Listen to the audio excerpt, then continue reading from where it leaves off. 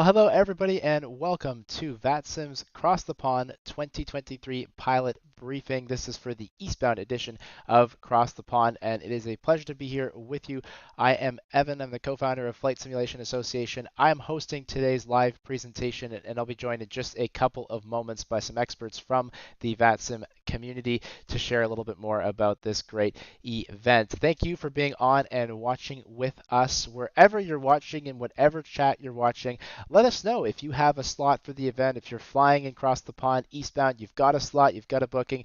Tell us where you're going, tell us your call sign, tell us which airport, city, pairs, just so we have a sense. That helps us out. Just drop that in the chat wherever you are watching. And for those of you who are new to Cross the Pond, new to VATSIM, new to the event, I'll give you a little background on what it is that we're talking about here today. Cross the Pond is VATSIM's largest annual event, and I think this is one of the biggest Cross the Ponds that we've done since they kind of rejigged the event a little bit and made it a bit more sustainable year on year. This year there are almost 1,400 total pilot slots. There'll be way more than 200 controllers. And what Cross the Pond is, for those who've never seen it before, is it is flying the entirety of a flight from the Americas across the ocean all the way over to Europe and Africa with full ATC coverage all the way along the way. So you're always talking or in communication somehow with air traffic control. And that's something that really happens only twice a year during Cross the Pond eastbound and westbound. This year's event is eastbound, so we're starting in the Americas, heading across the ocean, landing over there in Europe and Africa. Now, for those of you who, again, are not too familiar with how this works, a couple of important points I just want to hit off as a bit of an introduction before we get started. Number one, you need to have a slot or a booking in order to participate in the oceanic portion of this event. We've worked hard to make Cross the Pond a sustainable event, by which I mean something we can do every year that isn't a crazy amount of work for the controllers involved, and that gives us a reasonable level of traffic, feeling busy but not feeling overwhelmed. And the Cross the Pond team has been able to do that with this slot booking system. So if you have a slot, you're good. You're able to fly across the ocean. If you don't have a slot, the date to remember is October 26th. That is the day during which all of the open or unclaimed slots become available on a first come, first served basis. And so if you watch today's session, you're like, gee, I really want to fly the event. I don't have a slot. Where do I go? The answer is the Cross the Pond website. So ctp.vatsim.net. You'll see that website come up again. That's where you'll go on October 26th to be able to do that first come, first serve slot booking process. Now, if you don't get a slot, the one thing that the network is asking for this one period of time throughout the year is to please avoid flying across the Atlantic. You can fly anywhere else on the network. You can fly domestic flights. You can leave or arrive from any of the event airports. There's no restrictions on any of that. It is simply a matter of please don't fly across the Atlantic Ocean unless you have one of those 1337 slots that are set up for that purpose. I also want to point out that the Cross the Pond event is organized by a very small team of very dedicated volunteers. There's a group of people who work behind the scenes. They've been doing this for several months already, organizing those routes that you can see on the screen with me here, organizing the local VACCs that participate, putting the slots together, making this event a possibility. So I always want to recognize the work that they do, answering your questions and really making this event a possibility. I also want to cover one of the important points that people often ask: what airplane should I fly for Cross the Pond? People wonder, should I fly the Concorde? Should I fly maybe an older airplane that doesn't have nav capability? And here's the answer. We really want this event to be a success for everybody. We're trying to move 1,400 airplanes across the ocean in a short amount of time. And to do that, we really need pilots to work as a team with us, the air traffic controllers, and the network to make things possible. So we're asking you to fly a modern jetliner. Think a 767, think an A330, think an A350, a 787, that kind of thing that has navigation capability, that can cross the ocean, can do RNAV, SIDS, and stars. If you have updated navigation data, that's even better. We're asking you not to fly across the ocean in something like the Concorde, in something that doesn't meet modern standards, especially the Concorde. I use that example because the airplane flies 2 or 3 times faster than what everyone else is doing. So if you want to fly the Concorde, you're going to get there and there won't be any controllers there because they're not set up to be there at the time that your aircraft will get there. So if you work with the network and work with the crowd and fly an airplane that is designed really for transatlantic crossings in the modern day, that is the right airplane to fly. And if you do pick anything else, it will make things a little bit more difficult for all of us, and that's why we ask you not to do that. Bring up a couple of friends on the screen here. Everyone will be joined with just a moment here by the two presenters who will be on the screen with us for the duration of today's session. So let me introduce to you, first of all, Rob Sherman Jr. Rob, how you doing? Hey, how are you, Evan? Thanks for having I'm me back. I'm good. Yeah, I know. I didn't have much of a choice. Yes, I'm happy to have you back. Thank you so much for agreeing to do this again. For I'm a those who don't package know, deal. I come with the event. those who don't know, Rob hosts the Slant Alpha Adventures, an S3 controller in the Washington RTAC, and a longtime network pilot, plenty of experience flying across the pond. And as Rob mentions, plenty of experience doing this briefing. I think he's been here for all of them, so he's got plenty to share on how things will work for the departure portion off of the North Americas, and I guess South America, because there's two Americas. And then I'll introduce as well Simon. Simon, how are you? Hi, yeah, good, thank you. Thanks for having us along. Yes, and Simon is the Vice President of Pilot Training at VATSIM, and in that role, basically he's working on exactly what we're doing today, trying to bridge this gap between pilots and air traffic controllers to share knowledge between the different groups and to give people a better understanding of just how everything works behind the scenes and how controllers and pilots on the network can work together to really achieve optimal results and move traffic through very efficiently. And I'm Evan. I'm the co-founder of Flight Simulation Association. We're hosting today's presentation and co-streaming it along with the Pilot Club with Sky Blue Radio, Slant Alpha Adventures, and of course VATSIM. So very grateful to all of those organizations for helping us spread the word and share important educational information for those of you flying across the pond. Here's what we're here to do today. Basically give everyone a better understanding of how cross the pond works by phase of flight. First starting with the departure out of the Americas, then going across the ocean, and finally tips and tricks for landing in Europe and Africa. Obviously, as you move across countries, especially from the United States over to Europe, things differ greatly. And so we're really trying to highlight some of those differences for pilots who may only fly in oceanic or European or US airspace this one time a year during Cross the Pond. It'll be helpful too if you don't fly regularly on the network. These will be just great general tips for you to learn a bit more about how network flying works. But we have designed today's session for the reasonably experienced VATSIM jetliner pilots. So, not your first flight on the network. That's not to say you can't do your first flight on the network on October 28th when Cross the Pond happens. Just don't do it at one of the Cross the Pond airports. I always love to say, there'll be some controller somewhere in Western United States who's nothing to do with Cross the Pond, who's on at 9 in the morning on a Saturday, and they've got no airplanes whatsoever. So that would be a great place to go if you don't have a slot or you're new to the network, you want to get on the experience and just be part of the event. That's a great place to be. The place to not be would be one of the event airports trying to do VFR closed traffic or circuits during across the pond, which invariably happens once a year. And, obviously that's just not something that we can accommodate. I do want to highlight as well the pilot briefing. So for everybody who has a slot here across the pond, your pilot briefing document will have everything that you need to know. We're covering general information across a wide geographic area from as far north as Canada down to South America, and then the same thing on the other side of the pond. So it's general information. It's not going to be exactly correct for everybody.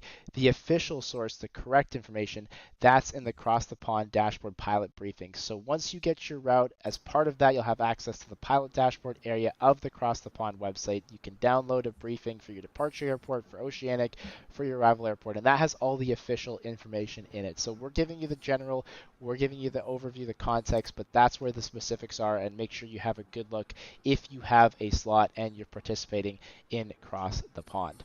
Now, if you have questions, we love questions. We'd love to hear from the audience, gets things a little bit interactive. So please do share those questions with us. You can drop them in the FSA chat on Discord. You can drop them in the Cross the Pond Discord. I'm just going to go there right now. There's a pilot briefing Q&A channel. You can put your questions in there, or if you're watching on Twitch, on YouTube, just drop them in wherever you are. I'll be keeping an eye on those chats, making sure that everything is going well and taking all of those questions.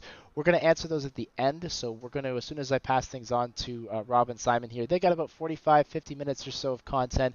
Once they're done, I'll be back with you and we'll cover off all of those questions. Like I said, we're structured today in phase of flight. So we're starting with departure, we'll go across the ocean, and then we'll finish off with the arrival into Europe, some tips and tricks, and then jumping into the Q&A. And of course, the big disclaimer that's going to flash on the screen a couple times, this is not for real world navigation. So we are not telling you in 45 minutes how to fly a 777 in real life across the oceanic airspace, right? Like, we're not doing that.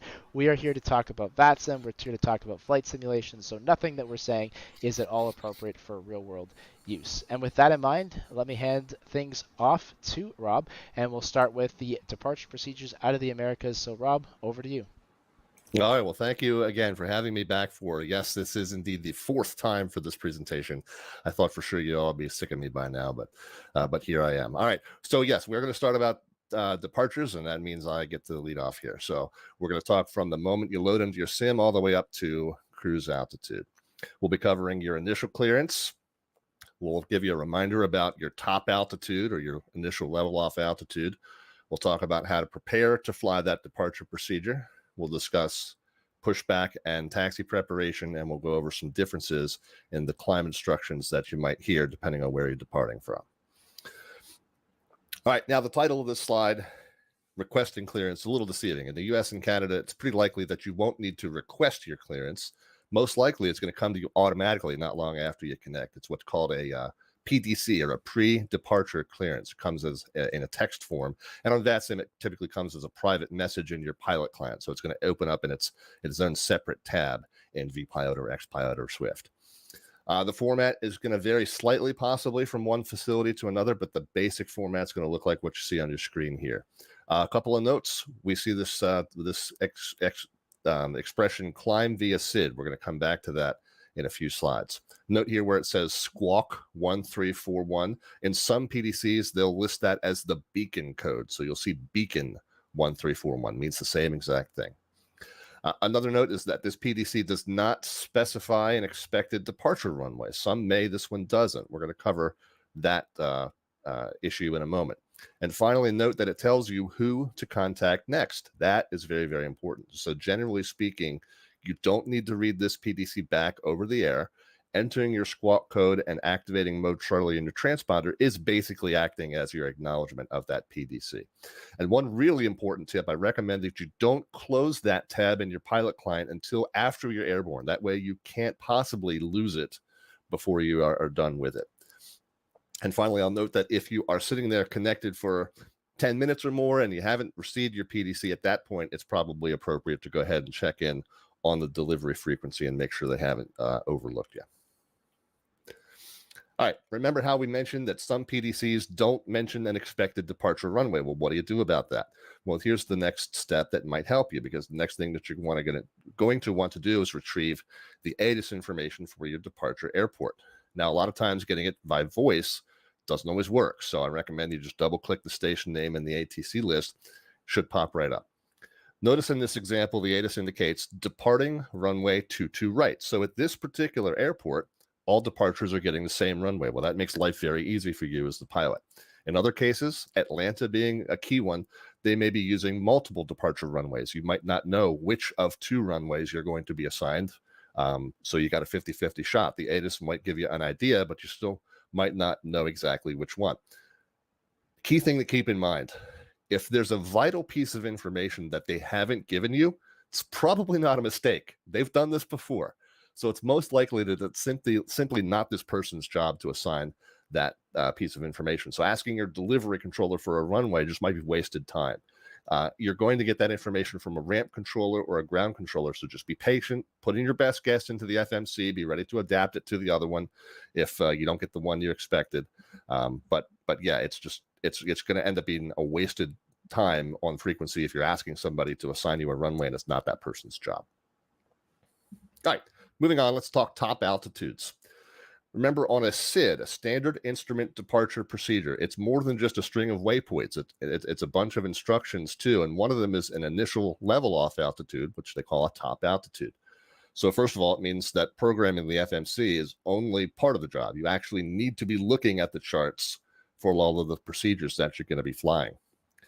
In this example, the SID includes an instruction to maintain 5,000 after departure. So that's so planes that are departing Boston don't hit planes that are arriving at Boston. So that instruction is very, very important. Even if your PDC or voice clearance didn't include a specific instruction to maintain 5,000, your SID does. Okay, if you got cleared on the Lobster 7, you filed that, you got cleared on it, you've agreed to do it. So then that includes that 5,000. You agreed to follow that instruction. They don't have to say it to you again. It's redundant. You've already agreed to it by virtue of being cleared and acknowledging this SID. Another very important tip, read all of the notes on that SID. There's some really fun gotchas in the notes on some SIDs. O'Hare's like notorious for that. And your FMC might not follow those instructions by default. So you got to read through all the notes on that SID. You can't just put the procedure in the FMC and expect that your job there is done. One important distinction is that some SIDs are pilot nav, which we also call RNAV off the ground. And that literally means your SID tells you how to join the route starting the instant you leave the runway. Other SIDs, though, you're going to fly a certain heading or make a certain turn, and then you're going to wait for vectors to join your route. And you need to know which type of SID yours is. One thing that's not typically on the chart in the Western Hemisphere, at least, is that there's a pretty universal speed limit, 250 knots, until you climb past 10,000 feet mean sea level. For a very heavy aircraft with heavy loads, you might need a little faster. It's called the minimum clean speed. I think, and this is a little bit deceiving, I think technically if you maintain 250 or your aircraft's minimum clean speed, you're not required to tell ATC, but if that minimum clean speed is higher than 250, it's probably nice to let them know, just for their planning purposes. One key difference between North American SIDs versus SIDs elsewhere is that most North American SIDs contain a number of different paths depending on which departure runway you've been assigned. Outside of North America, that's different. You typically would just get a whole different version of the SID that's geared toward each departure runway. But over on our side, we have one procedure typically that covers it all. So when we review the SID, it's very important that we check it against the legs page to make sure that the points are correct based on which runway you have selected. So while you're doing that, you want to compare the altitude and speed restrictions to what's in the box. Well, whenever someone says, I'm like, what's in the box? What's in the box? So here's boat at 4,250 knots. And you want to make sure that all the points along the way and the associated altitude and speed restrictions imported correctly. So you've done that on the legs page. It's not also a bad idea to flip over to that plan view too. And this is more like a visual check. The shape of the route, that kind of that J-shaped route, is the same as this J-shaped route in your FMC. So this is looking pretty good. Before we flip to the next page, one more thing to point out is this is the Highland SID out of Boston. This is a pilot nav or RNAV off the ground one. So let's compare that now to this one. This is the Jacoby out of Dulles. Now, Dulles is not a departure field this time around and across the pond, but this type of departure exists all over. We had this slide in from last time, and it illustrates the point pretty well, so we left it there. Note here that there's not a depicted path from the runway to the first point of rigging. So this is what we call a hybrid SID. It does have a depicted path on it, but it doesn't tell you how to join that path. How you join that path is actually up to the controller. And if we were to look up the text description here, it will literally say for vectors to rigging. So the controller is going to tell you how and when to get to that point riggings. Don't just turn off, take off, and then turn toward riggings on your own. That's a good way to hit somebody. The plan view you can see here depicts that 320 heading. So in this particular case, we've selected runway 30 for departure, and you can see that it has you turn to 320 and maintain that straight on till morning until you're told otherwise. And that's what the FMC depicts. You don't want to go messing with closing up that gap in the route unless you're absolutely certain you're going to keep the plane in a heading mode, and don't let it turn toward riggings until you're told. Okay. Moving on to pushback and taxi. A lot of times in North America, we say that push and start's the pilot's discretion unless you're pushing onto an active taxiway. Now, across the pond, on the other hand, bit of a different animal, because we as the controllers have a schedule to try and meet as best we can. We're going to try and get you out at a specific time. So you need to contact somebody before you push, not only for your slot time, but to make sure you're not impeding somebody else from their slot time. So who you contact might be different depending on the airport. It might be a delivery controller, might be somebody that's logged on as called ramp or metering. Who it was listed in that PDC that you got a couple slides ago, and I told you to keep that tab. Don't delete that tab, because now you need to look back and say, oh, wait a minute, there's 4, 5, 6 ground controllers here. Which one am I supposed to call? That PDC told you.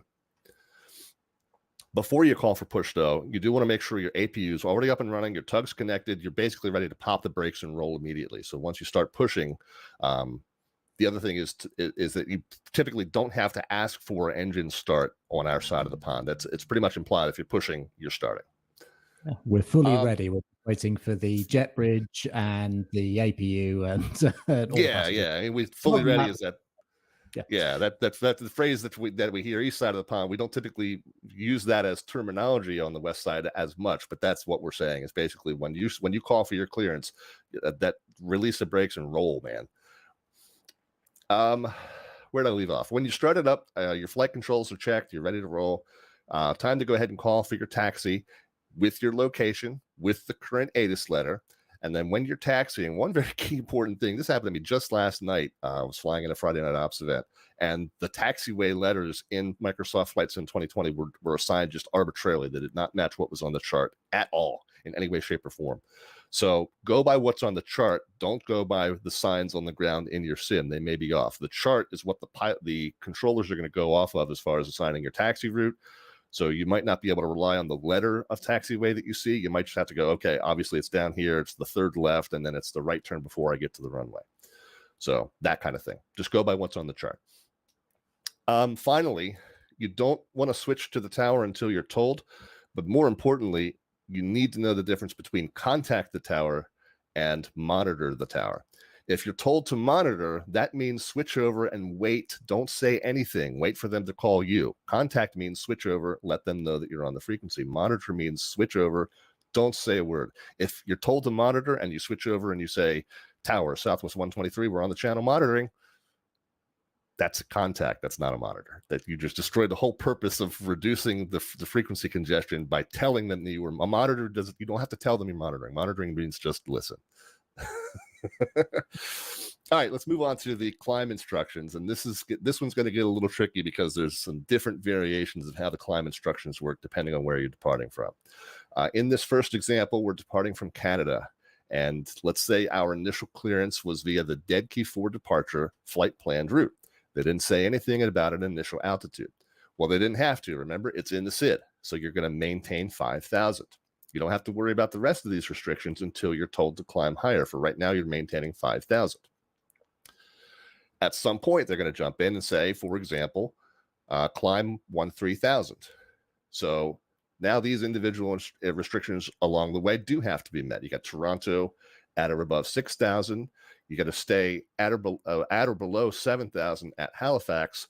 And then you got to make sure you hit this point called Gander at exactly 10,000 feet. And then you continue up to the 13,000 that you were cleared to. The basic philosophy in Canada is that the restrictions on the SID continue to apply unless you're specifically told to ignore them. And here's how that would sound. You would hear climb unrestricted 13,000. So now you're just going to climb immediately to 13, ignoring all of these altitudes, Toronto, Halifax, and Gander. The interesting thing is if there were speed restrictions at any of these points, you would now be ignoring those too, because unrestricted literally means unrestricted. No restrictions continue to apply. You just now head straight to your new assigned altitude.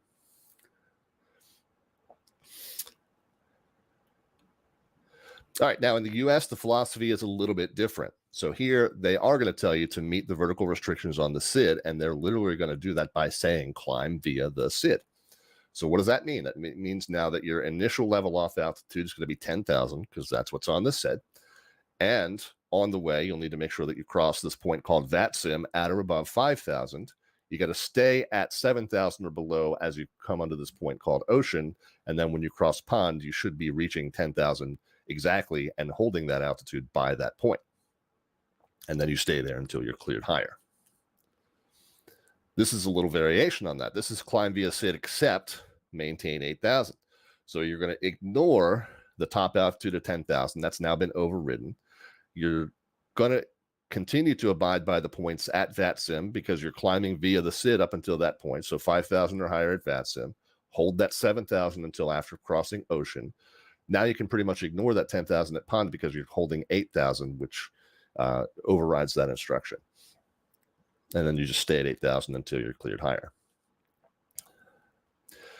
In the US, the one thing to keep in mind is that climb and maintain is an altitude clearance that cancels your previous altitude clearances. So you just go to the new assigned altitude, but that does not mean the same thing as unrestricted, because speed restrictions are treated separately here. Climb and maintain doesn't do anything for speed, so whatever restrictions you had on speed still apply there. Again, this is in the US. So for example, now you're crossing VATSIM at or above 5,000. You're told to climb and maintain 2,000. You can now disregard the limit of 7 at ocean and 10 at pond. If there was a speed restriction like 230 at ocean, though, that still counts. It's a little confusing, but just think of it as US altitude clearances and speed restrictions are they're just in two completely separate buckets. And don't worry, if you're confused now, it's all right. We'll do our best to confuse you. Simon's going to be chasing his tail the whole rest of this presentation. So you believe me, I'm giving you the easy stuff. Speaking of the easy stuff, wow, this is the next topic, a perfect segue, Simon, because let's talk transition altitudes. I definitely have it easier than you on this one. But in North America, our transition altitude is not listed on any chart anywhere. Why? Because it doesn't have to be. Our transition altitude is 18,000 feet mean sea level all day, every day, 365 days a year, even on Christmas. So there's no flight level 050, flight level 100, or even flight level 175. Those things don't exist on our side. Everything below 18,000 is stated in terms of thousands and hundreds of altitudes, and you continue to do that calibrated to the local altimeter. That's the key difference between an altitude and a flight level, is whether you're on a standard altimeter or the local altimeter. Stay on the local below 18 on our side. I think it's my last topic is going to be cruise altitudes. And by the way, even experienced VATSIM pilots get this part messed up for across the pond. So experienced VATSIM pilots, if you've tuned out, tune back in, please. When you book your slot on the Cross the Pond website, and then later this coming week when you get your route, which will be the night before or the morning of, there's a cruise altitude associated with the oceanic crossing. That's the highest altitude that you're able to make at the oceanic entry point. That's what's in that booking. What you should file in your flight plan as you connect that morning is not that, and it's not your highest cruise altitude. It's the first cruise altitude that you want to be cleared to after you depart.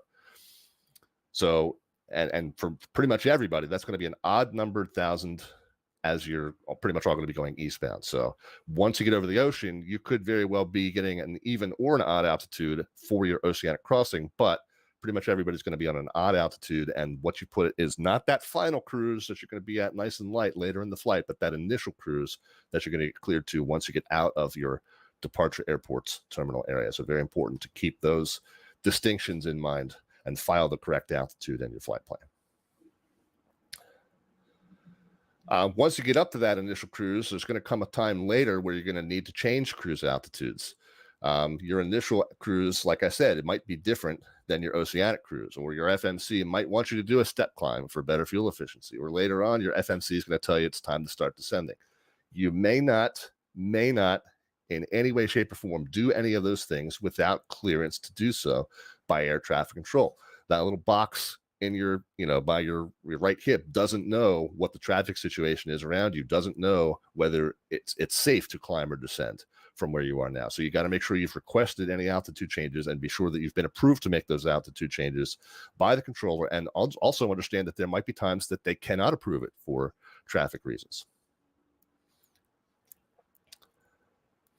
All right, Simon, I'm going to turn things over to you here. Please welcome back to the mic VATSIM's Vice President of Pilot Training, Simon Kelsey. Simon, your airplane, my friend. Thanks ever so much, Rob. I have control. Yeah, and this is my first time doing this. So I know Rob and Evan hopefully will see me through and look after me all the way through.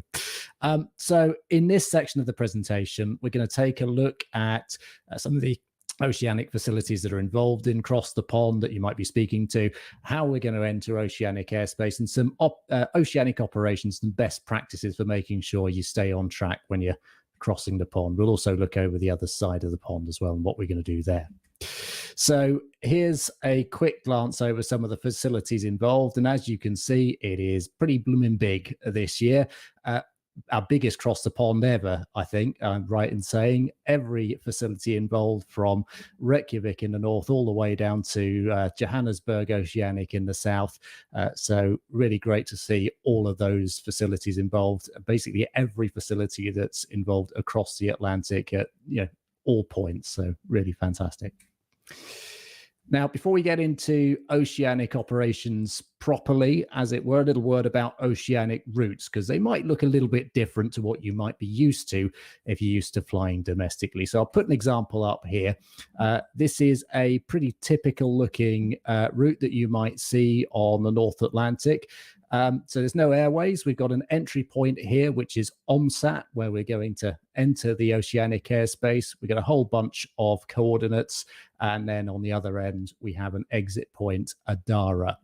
And the question is, how are we going to put that into our navigation system, into our FMS? Because we don't often see these. They do occasionally pop up into domestic routes from time to time, but we don't see them very often. And the answer is, it will vary depending on what sort of FMS, what equipment you have.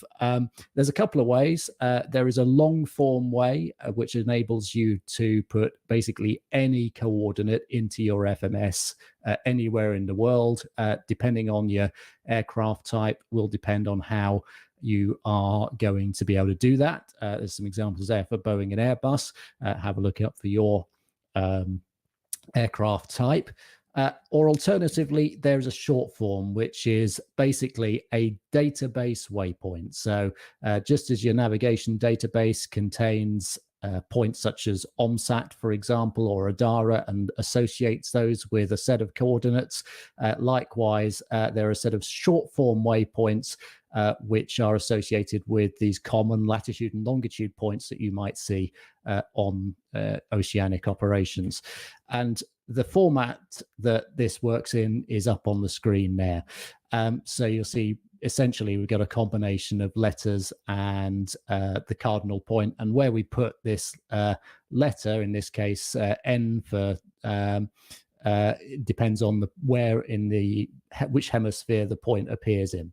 So for example, 47 north, 50 degrees west, we would enter as 4750 November, as in this format here. So nice and straightforward.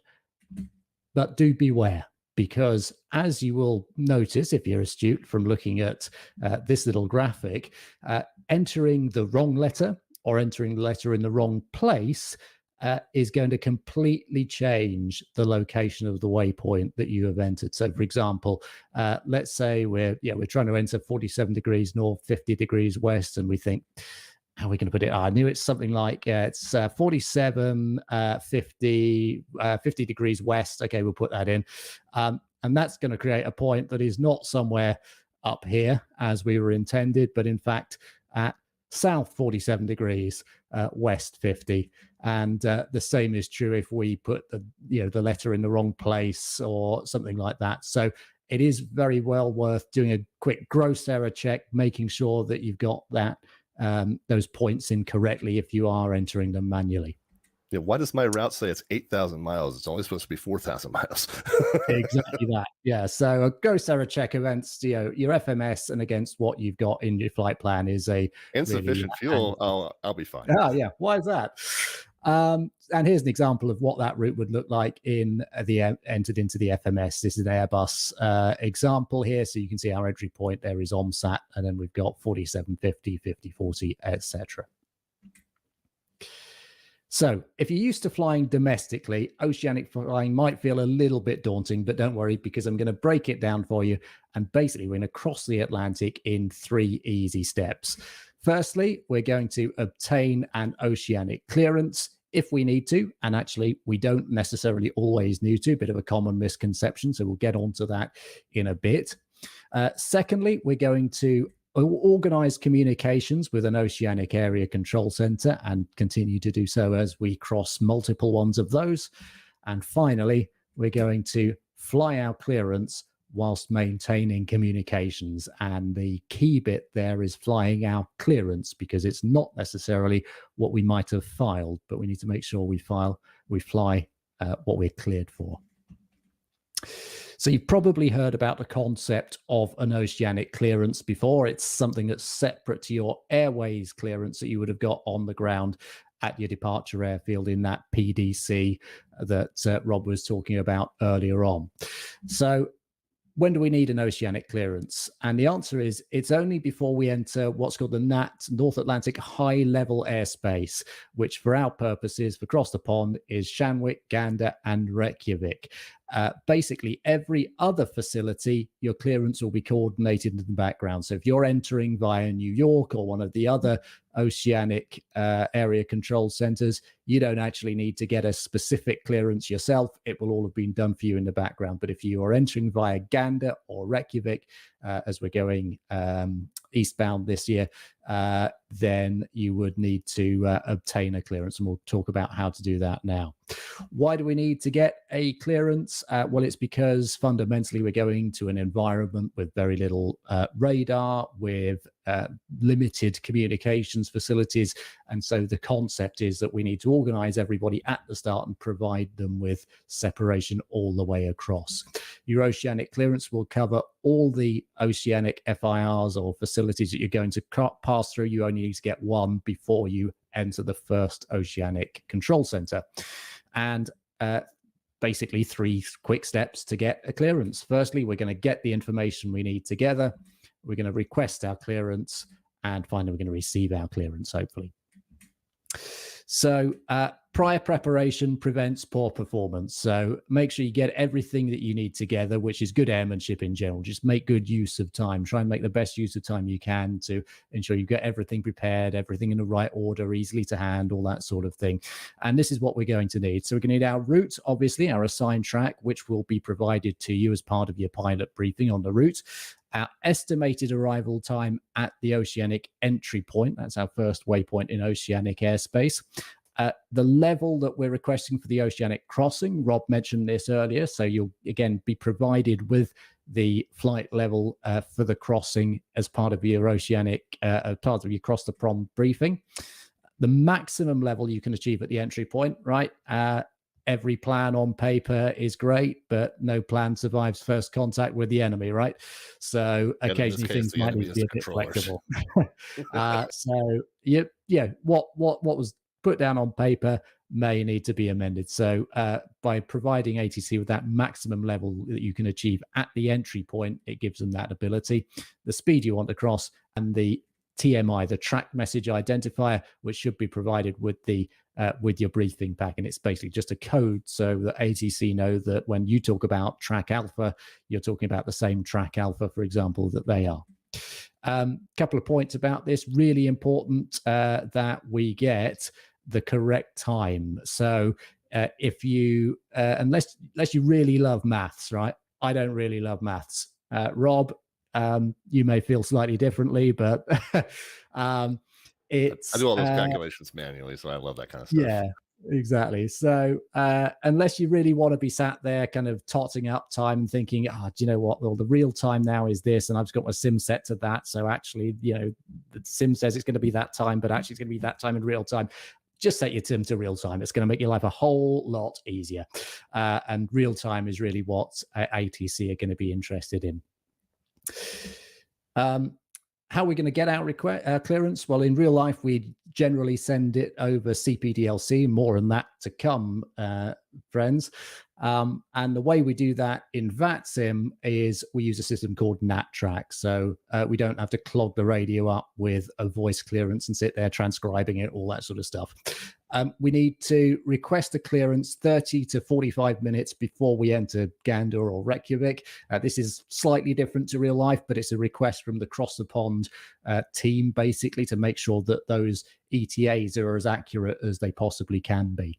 And if you're departing from an airfield which is less than 30 minutes from oceanic airspace, basically you need to request your clearance as soon as you possibly can once you're airborne and you've got a sensible ETA for that entry point.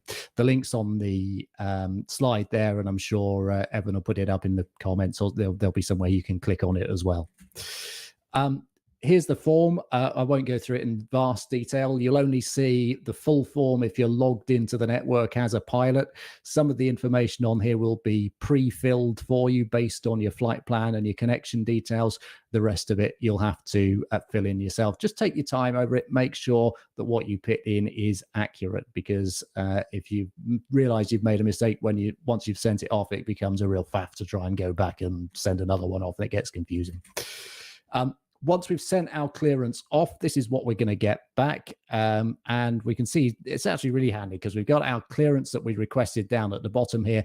And then this is our message that we've got back from ATC. It'll take a little while to process, maybe a couple, 3, 4, 5 minutes, something like that. And you can see that a couple of things to highlight are that you'll see a couple of these lines have got a / in front of them. And these are to highlight some things have changed from what we request. So, for example, we've been given a restriction to cross our entry point, Porty. That's after 1423. So we need to think about how we amend our speed for that. We've got a change to the speed for the crossing that we requested. So we requested Mach decimal 8.2. We've actually been cleared at Mach decimal 8.1. And our flight level for the crossing has been changed as well. Important to note that this is not a clearance to change your level and speed and stuff like that right now.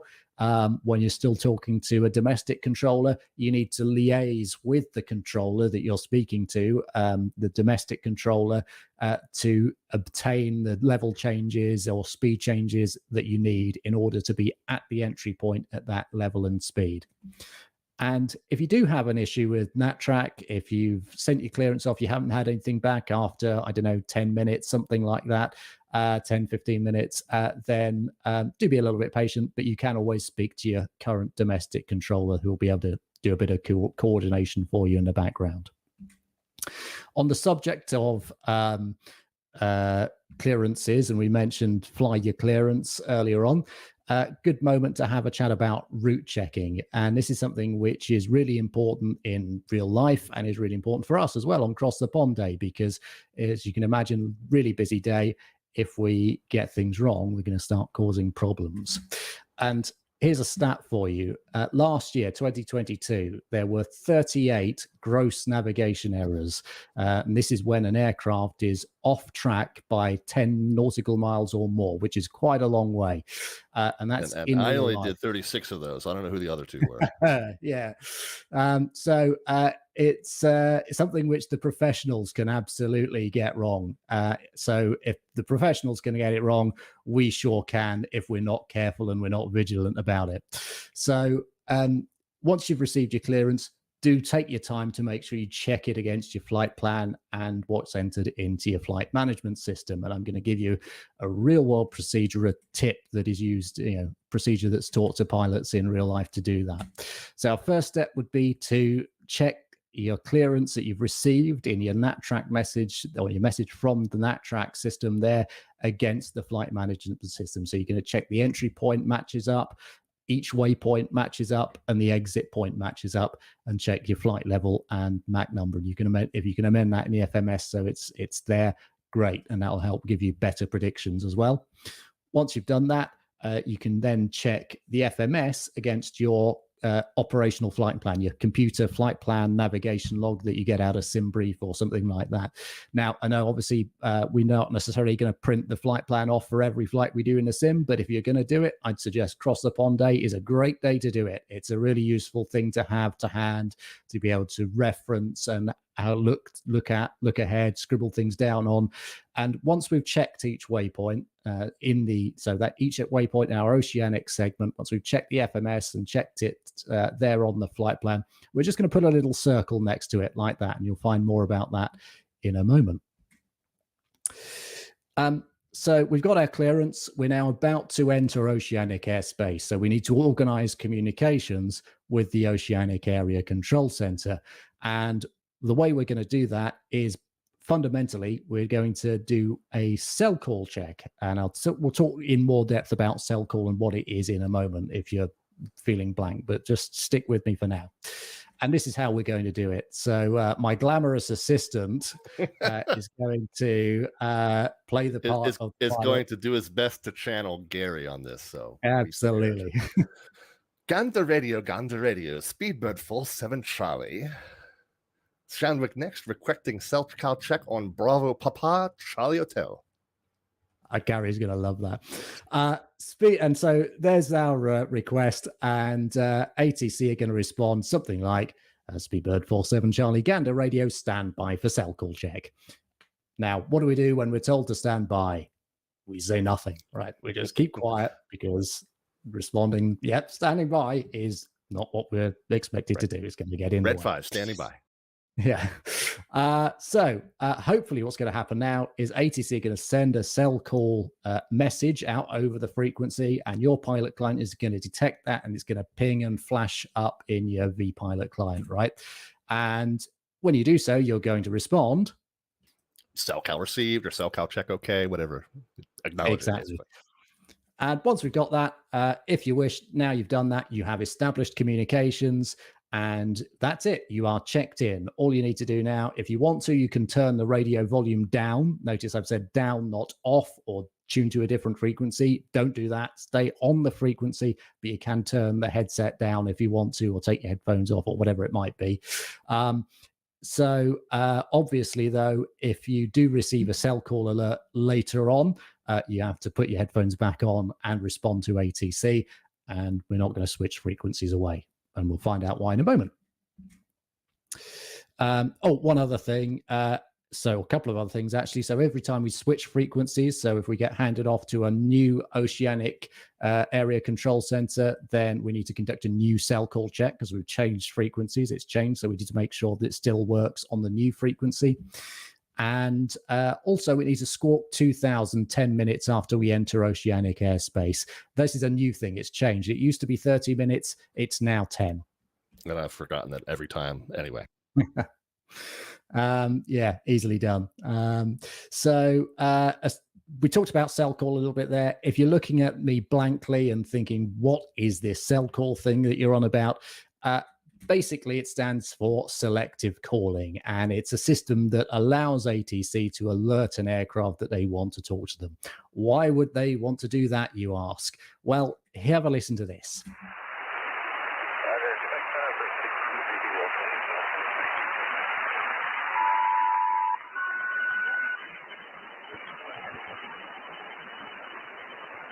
Just for my information, what are you showing now as you're really calling?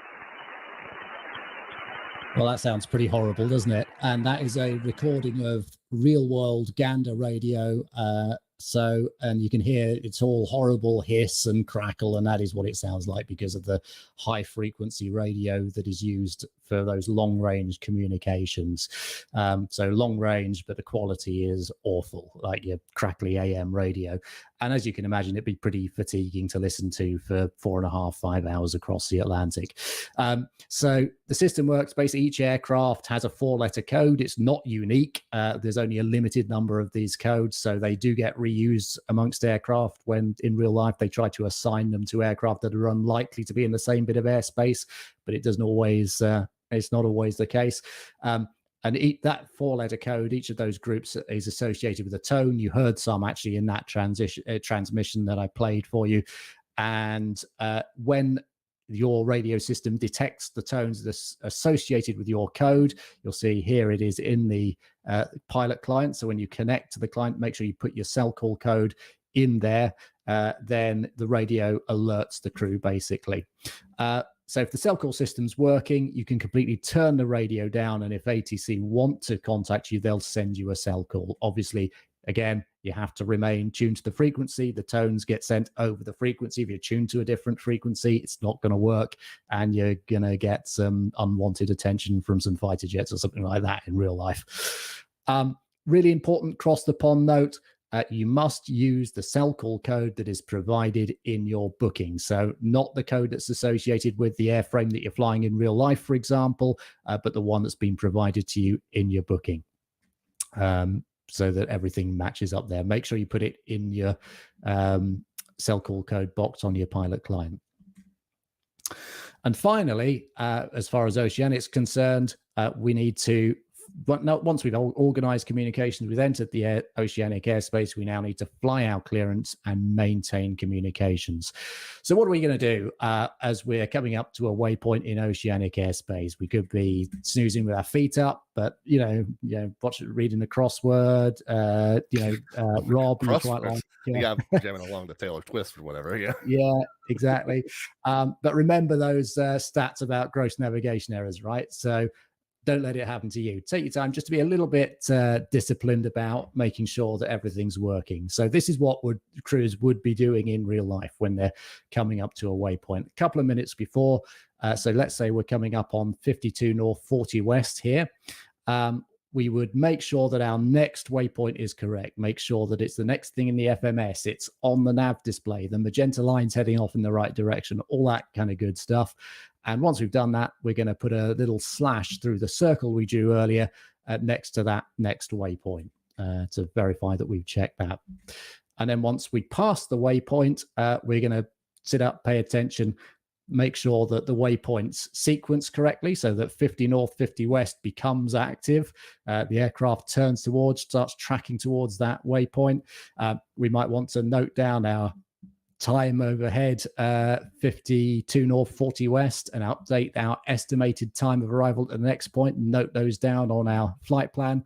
And then we're going to put a second slash through our circle there to confirm that we've completed our kind of waypoint crossing procedures. We don't need to do position reports anymore. Those are not required. ATC have got more modern ways of downlinking our position essentially these days. So once we've done that, we're happy the aircraft's tracking towards the next waypoint. Great, you can put your feet up. I'll go back to my crossword. Rob will put Taylor Swift back on, and away you go for another 35, 40 minutes or so. So that's the oceanic side of things, and we're going to move on now to what we do once we get over to the other side of the pond, to ICAO and European operations. So we're going to have a little chat about CPDLC, about how stars work, and some descent and approach procedures and tips. Now, I'm aware that Rob and I are delivering a whole load of information really quickly, and in fact, I should be delivering it a bit quicker than I am probably. So if you only remember 3 things from today's session, here are the things I want you to take away. Firstly, double check the procedures that you've got loaded, because if you're used to flying in North America, where everything's pretty much set in stone, over this side of the pond, it's very likely that the procedures will be different depending on which runway is in use in terms of, for example, your star. Never start a descent without authorization. Rob mentioned this earlier on as far as climbs are concerned. The same is true as far as descents are concerned. Doesn't matter what the FMS says, your top of descent marker, the count on the keyboard, whatever it might be, your top of descent doesn't know about the other traffic, right? So make sure ATC have cleared you to change level. And as Rob also alluded to, the transition level can vary and does vary wildly. So make sure you check the charts and the ATIS to make sure you know where to switch. And we'll talk about where to find that in a moment. Quick word about CPDLC then. This is text messaging for aeroplanes, okay? And it's something which is ubiquitous in real life across Europe and a lot of other places, less so in the States, although I think it's starting to get there a little bit. Some aircraft have got direct integration using the Hoppy system. You might have heard a little bit about this, your Phoenixes, your FS Labs, things like that. There is also an option if your aircraft doesn't have Hoppy integration, and it's a really cool, lightweight, totally free program called ECCPDLC, and you can download it as a link there. As I say, I'm sure Evan will put a link somewhere else as well. So CPDLC is really important to mention that voice is still the primary means of communication. So CPDLC is a supplement, not a replacement for voice communication. And let's have a little look at how we're going to do this. So we're cruising along and we want to talk to Canarias control. So we found the identifier in the controller info as we looked at there, and we're going to click log on. We're going to type in the code and we're going to send off our clearance, our log on request to Canarias control. The controller's going to see that. It's going to see that Iberia 8946 wants to initiate CPDLC with us. And in a moment, hopefully they're going to see that and respond. And there we go. So it says current ATC unit, CCRI Canarias control. Great. We're now logged on. We're connected. We've established our CPDLC connection. So we've received a message here, an instruction, in fact, to climb to flight level 360. You can see a couple of mouse clicks, Wilco, that's it. That's our interaction with ATC done. And we can now go in and update our level. If we want to request something, for example, we want to request a shortcut or something like that, or a different level, we can do that. So for example, we want to request a direct to this point roster, a little bit of a shortcut here. We can go into the menu, request direct, type in the waypoint that we want, roster. We can give a reason if we want to, and we're going to send it off. And ATC again are going to see that. They're going to say, either unable, or they will respond with, there we go, great news, we've been cleared to proceed direct to roster. So again, same principle, just a couple of mouse clicks, Wilco, that's it. ATC are going to receive that acknowledgement, know that we've seen it, and we can go plugging that into our FMS. Some of your aircraft with integration, like your FS Labs, for example, you can actually uplink those messages, those directs and things like that directly into the FMS. So it cuts out some of that opportunity for error and things like that. As you can imagine, it also really cuts down on the amount of frequency time that's used. It allows messages to be transmitted really quickly and easily, accurately, and it keeps the frequency clearer for important communication. So as I say, remember, we do still have to be listening and monitoring the frequency, because anything that's important or urgent will always come over voice, because CPDLC isn't quick enough for things that are not routine like that.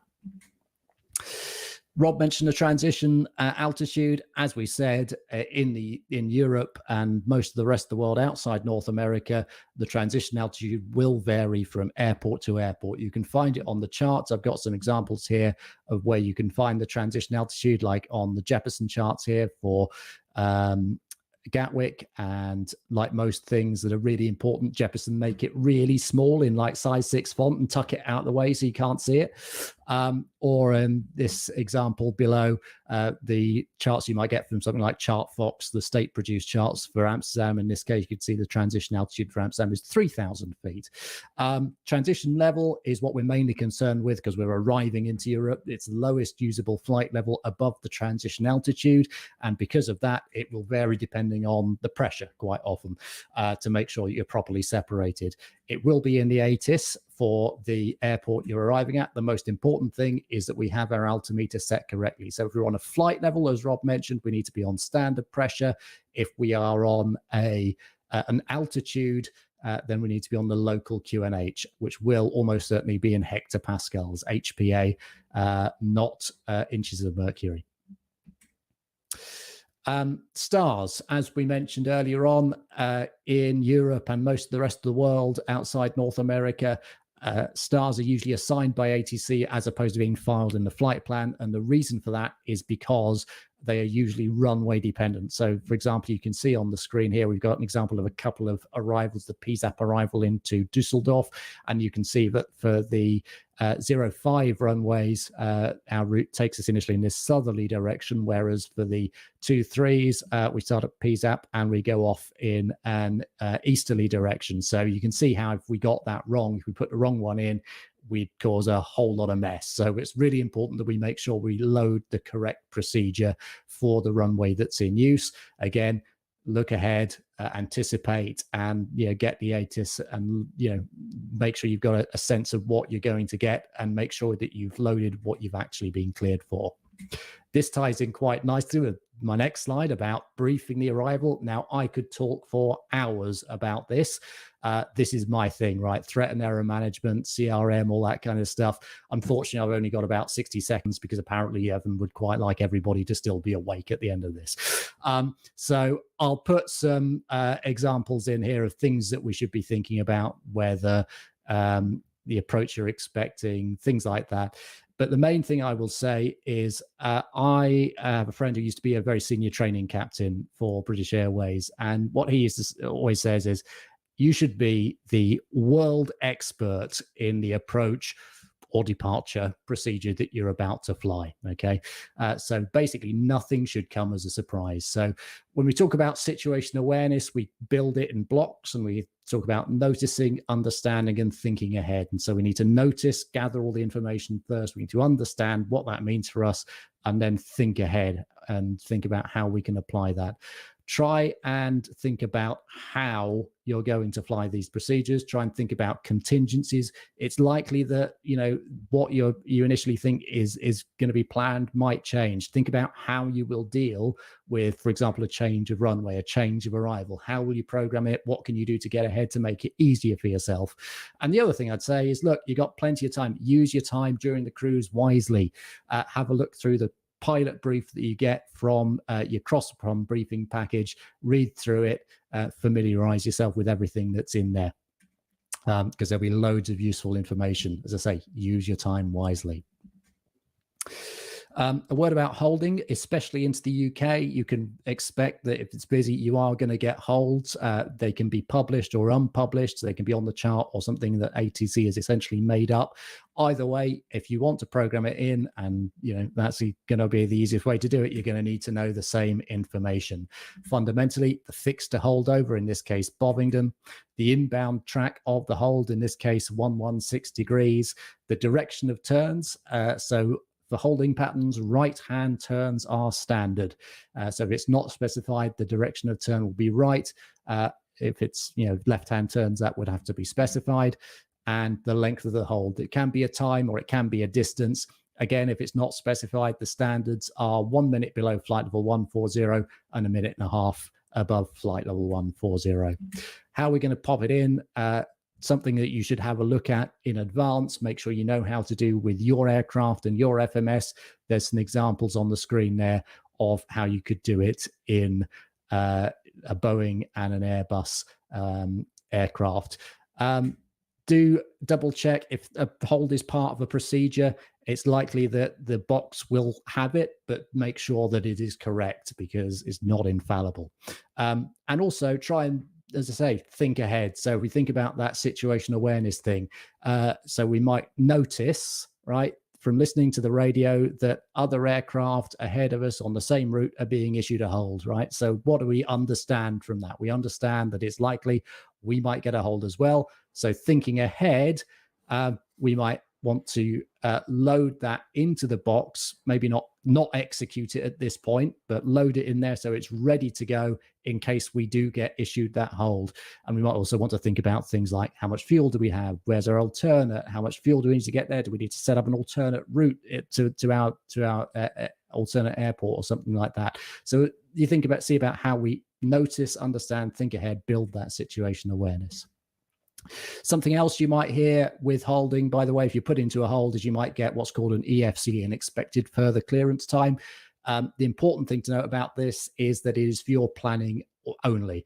In real life, what it does is it allows us to be a little bit more flexible with our fuel. Basically, it allows us to, if we know how long the delay is likely to be, it gives us the opportunity potentially to what we call commit to our destination airfield and maybe burn into some of our alternate fuel to stay in the hold for a bit if we know that we're going to get a clearance to leave the hold at a later point. But it is not a clearance to leave the hold at that time. You will only ever be explicitly instructed to leave the hold. Just carry on going. Even if that time comes and goes, we're going to carry on in the hold until we're explicitly told to leave it. That's that magic word, expect. You don't always get what you expect. Exactly. So Rob talks a little about SIDS. We're going to talk a little bit about stars and some of the phraseology that you might encounter across Europe. So a couple of things here. So cleared for the running 1 X-ray arrival or the never 4 whiskey transition that we've got here on the screen. What are we expected to do that? Basically to follow the lateral and the speed constraints, and whatever we do, not to descend without ATC clearance, just the lateral portion of it. We might hear something like cleared for the running 1 X-ray arrival with the runway 04 transition. The transition is going to be the bit that gets us from the end of the star to the initial approach fix or on to the final approach. Again, what are we going to do here? Notice that same kind of phraseology that you heard earlier. We're going to follow the lateral and the speed constraints on the star. So we're going to follow the route and the speed, but we're not going to descend without an explicit clearance. Slight difference here, cleared for the Nether 4 Whiskey transition and profile, right? So what does that and profile mean? Well, it's an important word because not only now are we cleared to follow the lateral and speed constraints on the transition, the route and the speed, we're also expected to follow the altitude constraints, except we're going to descend no further than the lowest level on the transition, in this case, 3,500 feet. When ready, this is something which sometimes is a bit confusing. People sort of say that they're, they don't really understand what this means. And basically, it's really straightforward. It is, as it says on the tin, it's a pilot's discretion instruction. When you are ready to do whatever it is, start your descent, etc., that is when you should start, when it is optimum for you. An important thing to say here is that it is not it's not a passive aggressive thing. It's not ATC saying we really think you should be ready now to start your descent. No, you start when you are, man, whenever you're ready. Okay exactly, right. So if we were cleared to descend, say flight level 90 by fake here, for example, that we would descend. So outside of, and we'll come on to this a little bit more in future, in the next couple of slides, but if we were in Europe, we would start a descent down to flight level 90, and we would follow these restrictions here. So we'd have to comply with our flight level 130, between flight level 100 and 130 and 250 knots at Totley. In the UK, we can ignore that, and we'll talk more about that in a moment, but mostly we have to follow these instructions when we get a descent. In Europe and South, basically outside the UK, we like being special in the UK. We'll talk more about the UK in a moment. But outside the UK, in the rest of the world, you may hear descend via star. So, for example, descend via star to flight level 70. What are we going to do? Well, we are going to start our descent immediately because it's not a pilot's discretion. It's not when ready. We need to meet all of our restrictions. So we need to make our flight level 100 to 130 at Totley and our speed of 250 knots. And we're going to send no level and no further than the level that's been given by ATC, in this case, flight level 70. Slight variation, descend via star to flight level 70, cancel a level restriction at Totley. Well, what we're going to do, we're going to bin off that level restriction here. We can ignore that. We still need to make the speed, and obviously we're not going to send any further than the flight level 70 we've been cleared for. Descend unrestricted to flight level 70. Again, what are we going to do? We're going to start our descent immediately. We've not heard when ready. We can ignore all of this. We can bin off the altitude restrictions, the speed restrictions, the lot. Obviously, we're only going to descend as far as we've been cleared for flight level 70. Descend flight level 90 to be leveled by fake, right? Now, you shouldn't really get this outside of the UK. It's not a great instruction because it is ambiguous, right? And this is something which is confusing in real life. It's a big topic of conversation in real life aviation as well. What we should do is we should start a descent immediately to flight level 90 because it's not when ready. But we do need to make sure we meet any of these previous charted restrictions. And we're going to descend to flight level 90. We're going to make sure we're at flight level 90 by this point fake. And we're not going to descend any further until we're cleared to do so. In the UK, if we get descend flight level 70, we're going to, again, it's not when ready, so we're going to start down straight away. Now, in the UK, any ATC instruction basically overrides any previous clearance or anything that's on the chart. So we bin off these altitudes here. We're just going to descend straight down to flight level 70 if we're in the UK only. We do have to comply with the speed, though. Now, once we got to the end of the star or the transition, then what are we going to do? Well, we might see something like then on track or on heading, or this little chevron line here. So if we see that, then basically it's important that we follow that instruction. So we're going to follow along that heading on that chevron line until we receive something further.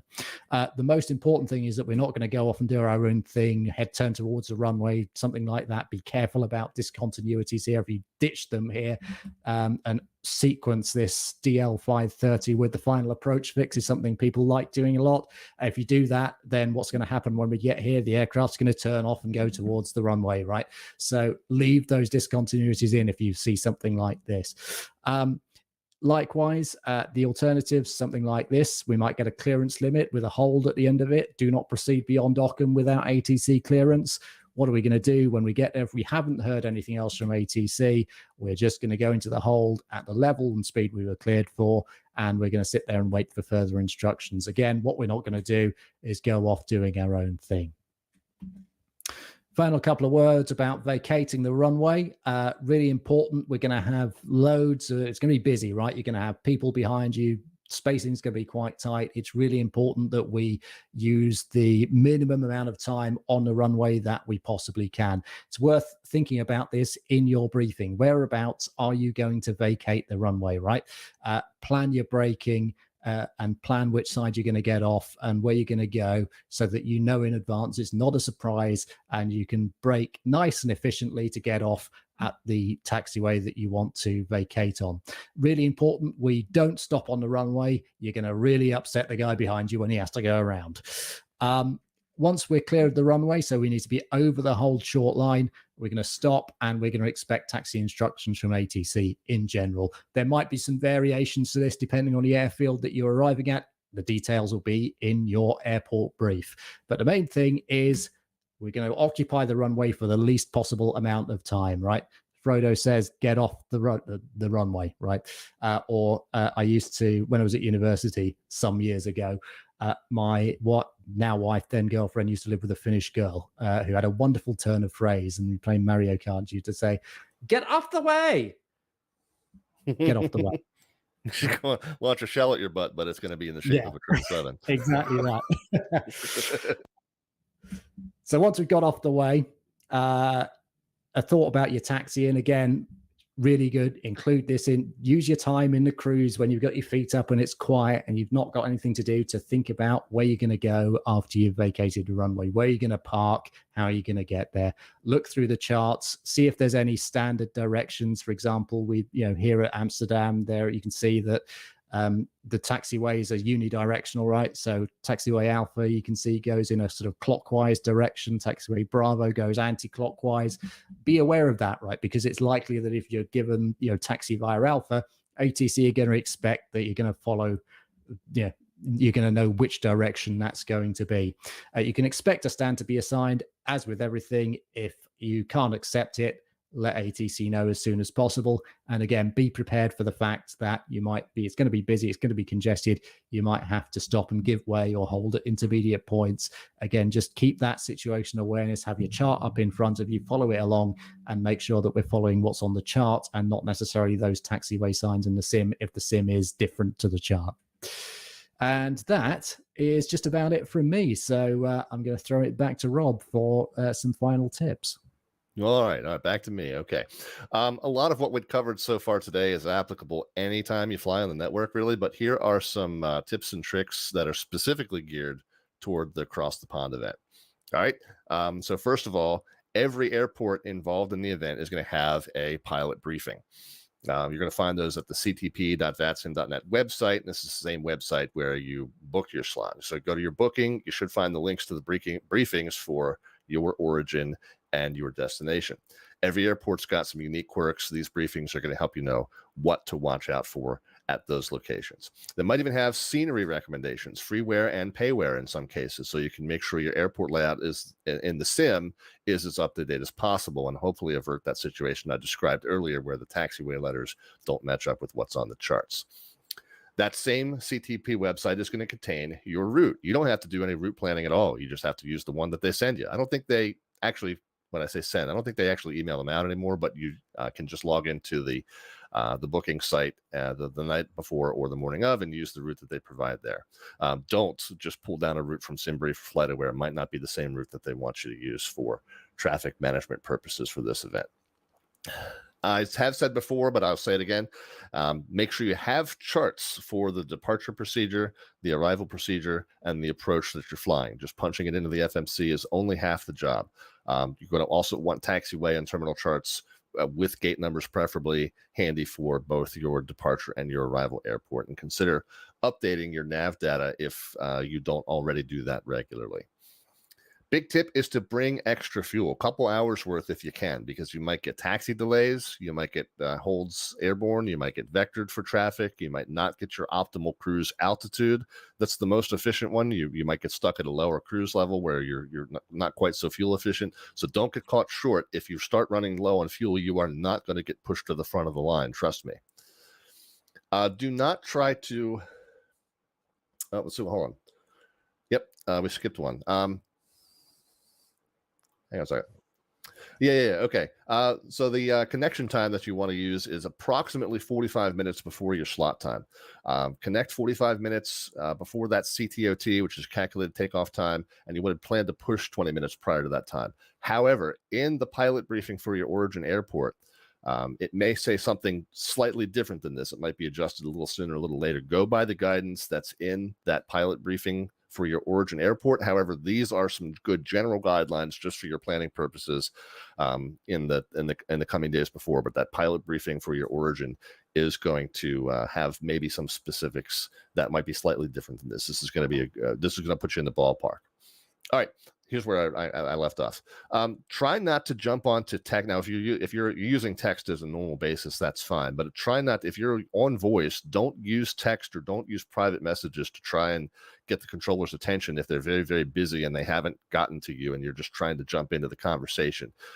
Because that's not going to help. It's only going to make things worse. When the controllers get really, really busy, it becomes more difficult to manage the private messages in the text chat, not less difficult. So you're really only going to complicate matters by trying to do that. Just stay on voice and just jump in when you can. Listen out for a gap in between exchanges and jump in then. And then finally, pay attention. Listen out for your call sign, especially if it's not a call sign that you use regularly. A good tip is to write it down on a piece of masking tape or something, post-it note, stick it up on your monitor where you can see it. That's, in real airline ops, by the way, they told you to hold sterile cockpit below 10,000 feet. And that is, that's probably the time you want to turn off your Taylor Swift. Yeah, there you go. Yeah, right. Write that down, stick it on your monitor there. But yeah, below 10,000, you might want to turn off the Taylor Swift jams and be listening out for your call sign. All right, finally, I want to note that Cross the Pond is the busiest event VATSIM puts on all year. Controllers are stretched to their maximums workload-wise. You don't want to do anything that's going to add to their workload. Be on your A game, bring your best, do what you can to help the event go smoothly.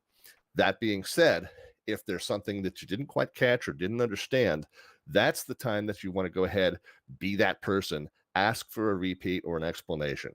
It takes a controller less time to repeat or explain a command than it does to fix a flow disruption that got completely messed up by somebody who didn't understand something and just plowed ahead with whatever they thought was their best guess. So asking for clarification if you miss something, you're saving the controller time in the long run. Other than that, do try to limit anything that you're going to do to add to their workload.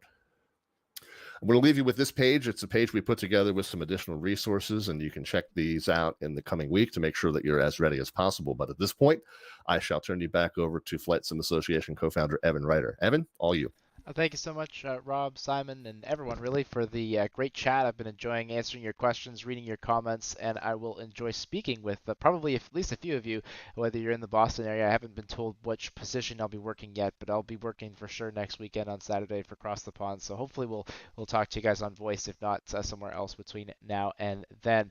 Lots of fun comments, questions, jokes. I guess we'll start off with a joke from Scotty Bob 64 who says, Bono and the Edge walk into a bar and the bartender goes, "Not you two again." Yeah, I know. I debated whether I should say that one. And MG King from YouTube says, "For me, the hardest part of flying in the US is knowing how to pronounce the waypoints." It's a fair point. I think sports teams is a good one there. If you're ever unsure, it's probably a sports team. That's been my Right. experience. It's And You creative. got to be up. You have to be up on every city's pop culture references that's in right. order to fly into it. Yes. Yeah, I like at least in the US the points are like something though, whereas like in the rest of the world they're just like some random amalgamation of letters that you're like, well, I know how to say it, but what does it mean, you know? Yeah, we used to have a few in the UK that were a bit and there still are a few that are still there that sort of like locations, or if you fly into Liverpool, if you're a Liverpool soccer fan, you will notice that there is a point called Keegan, Kevin Keegan, right, and things like that. But yeah, they have now. I think the guys at ICAO have taken all the fun out of it and said you've got to use a computer to generate a point. The FAA still thinks they are very funny. So a lot of the U.S. procedures, it's not just the individual points, but the string of points often Yeah. has some sort of funny meaning. And the FAA does think they're quite hilarious. And we also have a live picture of our audience here as well, courtesy of That is our Rob. that is the live studio audience in Studio 5, just outside of Ocean City, Maryland. So That's awesome. All right, well, we are, as I promised, we are going to answer some questions now. So Rob and Simon are here to answer your questions. Wherever you're watching, you can drop a question right in the chat. If you're on FSA, put it in our Discord. You can send me an email. I'll look at that. And if you are in the Cross the Pond Discord, and I've linked that up on the screen there, just ctp.vatsim.net/Discord. There's a channel called CTP Discussion. I am watching that channel for any of your questions. So fire those in.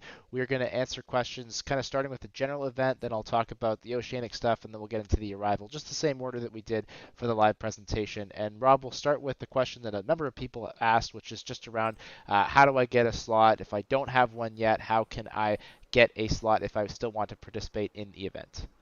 Gotcha. Just generally speaking, there was a registration for interest that was a 2-week period at the end of September, beginning of October. So keep in mind for future Cross the Pond events that about maybe a month, 6 weeks out, you want to be looking at all the social media sources for the announcement of when that's going to happen. For this time around, you've missed the boat on that. However, all hope is not yet lost. What has happened this past week is everybody that had those booking appointments staggered out across the entire week have all kind of had their appointments. A good number of slots are gone. There are still a few handful that are remaining as of today.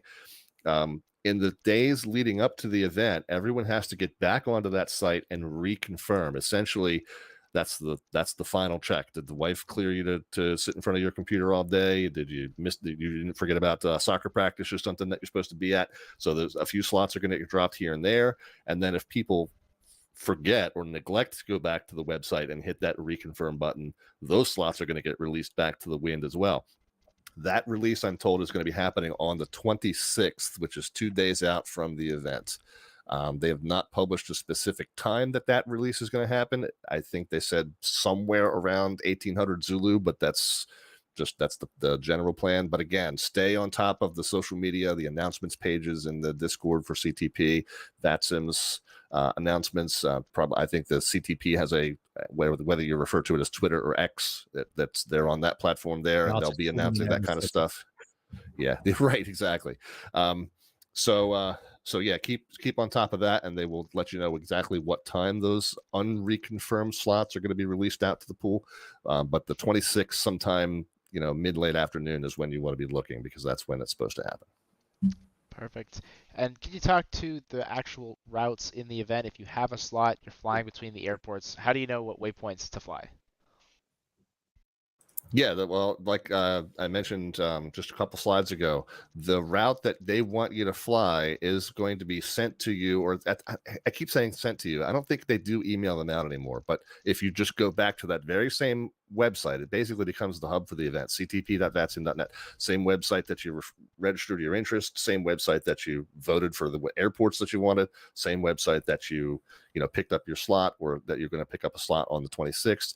That same booking portal is going to have the route probably about 12 hours before the event starts, is when those routes are going to be uploaded to that site, and you just pull it right up from there and paste it into whatever your own planning resources are on your side. Don't fly just a regular sim brief route from A to B. It might be different. The traffic situation for VATSIM Cross the Pond is very different than the real world traffic situation in a normal Atlantic crossing. So go by the routes that the event planners have put into that portal. And either Rob or Simon, do you want to speak to just how this event comes to be? Like, how do they pick the airports? How do they pick the city pairs? Sure. So the airports and city pairs are essentially picked by you, right? By VATSIM users. So every year, a couple of a month or two before the event, there's some each division that wants to take part in Cross the Pond puts forward some airports that they would like to be involved with the event, and then those are then released to the public for a vote, and then essentially the most popular airports that have been voted for by the VATSIM public are then used for the event. So yeah, it's a really kind of community oriented thing in that sense. And can you speak to Yeah, and they do sorry, have go to ahead, make Rob. some adjustments to. Yeah, I didn't mean to cut you off, Evan. They do have to make some adjustments to that, because if the top 9 vote-getting airports are all in Germany, for example, well, that airspace situation is not going to work. So they get to a certain point where certain pieces of the airspace are saturated, then they have to end up skipping further down the list. But yeah, in general, they try to go by what was voted on to the best of their ability. Sort of related to that, how does air traffic control staffing work? Are they online the entire time? Do they stagger the facilities? How do they work? What time can I expect ATC to show up? So basically, you can expect ATC for, if you've got a slot booked, you would expect that you would have ATC for your route all the way across from your point of view as a pilot, right? So the times for which that ATC will be rostered will be arranged by each facility based on when they expect the traffic to, the first traffic to arrive, essentially. So, and a little bit before and a little bit after. So it will be arranged essentially for that event duration.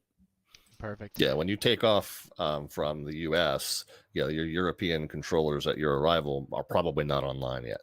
So the staffing is going to basically track the route as the pilots do. Yeah, question from Simon. Is there a way for non-event traffic, so people flying domestically, to access the pilot briefing? This would be for someone who wants to fly domestically from one of the event airports, and I can speak to this one. Typically, Cross the Pond does not publish the pilot briefings. They're specific to the people with slots. So if you have a slot, you go into the pilot dashboard. That's where you'll access the briefing for your airport. However, some individual facilities, mine included, we will publish the pilot briefing, because from our perspective at Boston, the information is great for everybody. There's no secrets in there. It's just great tips for anyone who's flying in and out of our airport any day of the week. And so for us, you'll be able to find it on our website. Our controllers will have a link to our pilot briefing in their controller information. So you'll maybe be able to find some of them here and there, but in terms of more broad distribution, officially, the Cross the Pond team at this point does not distribute the pilot briefings except to those people who have a booking or a slot. That's all we have for Yeah, the general. Any comments on that, so guys? Yeah. Yeah, I was just going to say, and actually, that is a really good point as well. In general terms, that a really good way to prepare yourself better for your flights on the network, across the board, is to take a look at the facility website, VACC, RTAC, etc., and have a look to see if they've published some pilot briefings and pilot information for, when you're flying into their airspace, because quite often there is information there and it's really handy stuff, and it really makes the controllers' lives easier if you're across all of that stuff. So yeah, try and get into the habit of just taking a look, seeing if there's some information published, because you might be pleasantly surprised. Yeah, and it just actually speaks well to a comment that Benny made on the FSA Discord about, you can start now, but even as you get the pilot briefing, maybe the day before, have a look at the airports that you're flying out of. Like if you've never operated out of Boston and that's your departure airport, maybe spawn in there, have a look around the taxiways. Do the labels match up? Does the airport match what you see on the charts? Like just a little bit of familiarization can help. And then as we get closer, once the route comes out, once the pilot briefing is available to you, you could almost, I'm not saying, pre-fly a whole flight, but you could do a departure just even in single player mode or on the network when one of our controllers are on, just to give you that familiarity. Even in real life, when we fly into an airport for the first time, it's just confusing. It's overwhelming. There's just hard to know where exactly you're supposed to go. Then you've been there a couple times and you're like, this is a piece of cake now. So if you have the opportunity to, practice stuff, it just makes things that much smoother on the day of. Moving to oceanic stuff now. So Victor asks, will you be able to request the oceanic clearance via voice if you want to? I believe you I mean, I believe you probably will be able to. The preference is that you request it via NatTrack, because basically it makes everybody's life a whole lot easier, right? Because when you request it via voice, an oceanic delivery controller is going to take that, transcribe that information, put it all into the system. It's all going to kind of chug round, and then they've got to come back with an answer for you and stuff like that. So it does increase the workload. If you had an issue with NatTrack, I imagine there will be some provision for voice. If I'm not right about that, let me know. But I'm that very much the strong preference is that certainly that to get that clearance over NatTrack. Yeah, and just to add to that, yeah. Oh, I'm sorry. Yeah, I think if you as a pilot flying in your first cross the pond event are asking, may I do this, may I do that, a good question to ask yourself before seeking the answer to that question is what I'm asking going to increase the controller's workload? If the answer is probably yes, the answer is you probably shouldn't be doing it then. Yeah, and then that question, obviously, with respect to oceanic clearances, that was for the North Atlantic. So just to be clear, Flightboy 737 asks, Right. there are no oceanic clearances for the South Atlantic. Is that correct? That's correct. So the only airspace that we need to get a specific clearance through NatTrack for is Gander and Reykjavik, essentially, because obviously we're flying eastbound, so you won't, those would be the facilities that you'd come into first. Everything else, so New York Oceanic deal with it behind the scenes, as do all of the other South Atlantic airspaces. So it's all kind of coordinated behind the scenes with your IFR flight plan. You will be given a level and a Mach number to fly, however.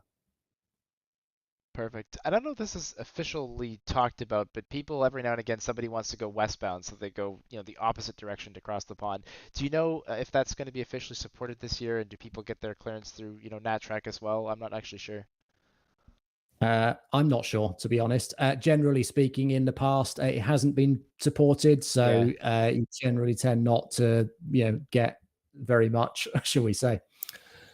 There was a conversation to that effect in the Ask the Planning Team channel in the Cross the Pond Discord, and the answer was no, please don't do that. Yeah, that sounds about right. Really, the idea is like, if you want to fly somewhere and you're not an event airplane, please do it domestically and just don't even go over the ocean. And that would make everyone's lives just so much easier. Cellcal question about you're Cellcal. not going to get ATC services. Yeah. Question about Cellcal from Belichu. I hope I pronounced that okay. Is Cellcal something that's built into vPilot, or do we have to download some add-on in order for it to work? No, exactly. So Cellcal is built into your pilot client, into vPilot, XPilot, and all of the other clients. I hope, I'm sure it is. All one of the other pilot. Yeah, all one of the other ones. Yeah, so it's built in. So all you need is your pilot client. As I say, there will be an option in the connection dialog there to enter your Cellcal code that you've been assigned by the when you get your cross the pond route briefing. As I say, really important that you use the Cellcal code that you've been assigned for cross the pond. Make sure you put it in there, and make sure you have it in your flight plan as well. Remarks as well is the other thing to say, but definitely make sure you have it in the connection window. Otherwise, it won't work.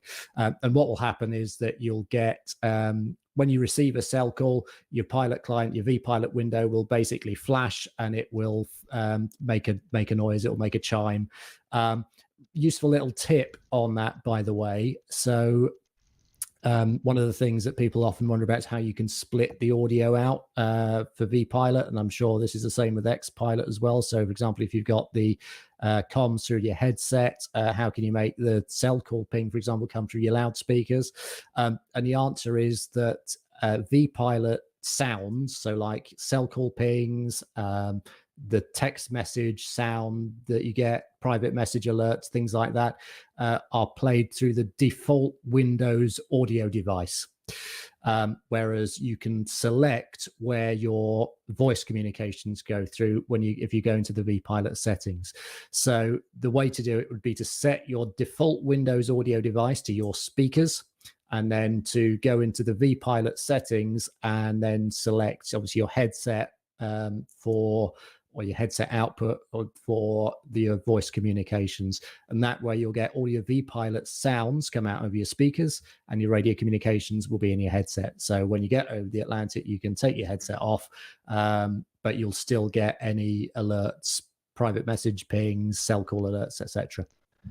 We're going to ask a bunch of CPDL questions in a second, so any of the CPDLC stuff, please ask it now. Question about the arrival process. I know in Europe, oftentimes stands or parking spots will be assigned by ATC, and so are they going to be assigning those reflecting the fact that there's wide bodies, and how do we help controllers given the fact that everyone's kind of flying a wide body, and obviously not all stands can support that necessarily? Yeah. So what generally happens nowadays, and obviously every facility is going to have a slightly different way of doing this, but generally speaking, controllers in Europe have got plugins in their controller clients that will automatically assign stands, and they're pretty clever, right? So they understand the aircraft type that's in the flight plan, and they understand your airline based on the airline, like the call sign that you use, and they will generally send you to an available stand that fits your aeroplane and that is at the right parking location for your airline. Obviously, there is some room for maneuver within that because, for example, especially across the pond, you might be flying into an airport that isn't served by that airline in real life and things like that. So there is some flexibility in there, but generally speaking, that again, it would generally kind of fall back to make sure it gives you a suitably sized stand, if not necessarily a 100% accurate location type of on the airport type of thing.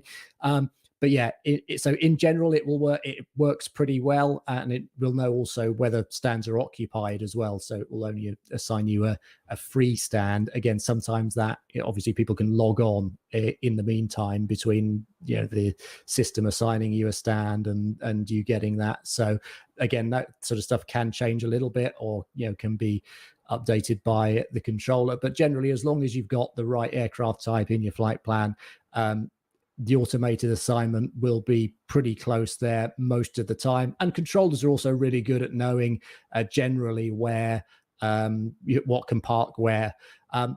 Having said that, and Rob mentioned as well also in the presentation about the importance of disconnecting once you've landed to free up the gates, which is really important, so that the next aircraft can then get in there and you don't end up with like loads of congestion on the ground. So yeah, generally it's pretty good. Obviously, if you get something that and I would say as well, bear in mind it is a really busy event, and the traffic profile in terms of chucking a whole load of wide bodies into airports at a greater volume than they usually would be in real life, for example, is a slight, it's not quite as it would be in real life. So I would say try and be flexible. Maybe try, try to accept that you might, for the sake of the event, you might have to accept something which isn't necessarily 100% accurate and 100% realistic. It's kind of it's a bit within the nature of how VATSIM sometimes is in those situations. But if you can't accept something, as always, just speak to the controller and say, do you know what, actually that gate, I can't accept that gate or that taxi route because it's my aircraft's too wide for to the taxiway code. Can I have such and such? As always, if you're going to say unable, it's great if you've got a plan to propose as well. It's good customer service. Don't tell them what you can't do. Tell them what you can do. Exactly. The other thing is you don't need to linger. I mean, as much as it's a huge event, it's a great event. It's a lot of fun to continue to watch the traffic come in. Okay, great. Disconnect your pilot client, reconnect as an observer, stay around, watch that way for a little bit. That way you're not physically occupying that gate and somebody else can use it. Yeah, exactly. Okay, I want to ask a bunch of various CPDLC, PDC type questions, and this is complicated, and I appreciate that because it does depend on the airport, the facility, the country, where you are. So there are all kinds of different acronyms. This is all you. I'm going to go put my Taylor Swift. Yeah, I would do the same. Yeah. Yeah.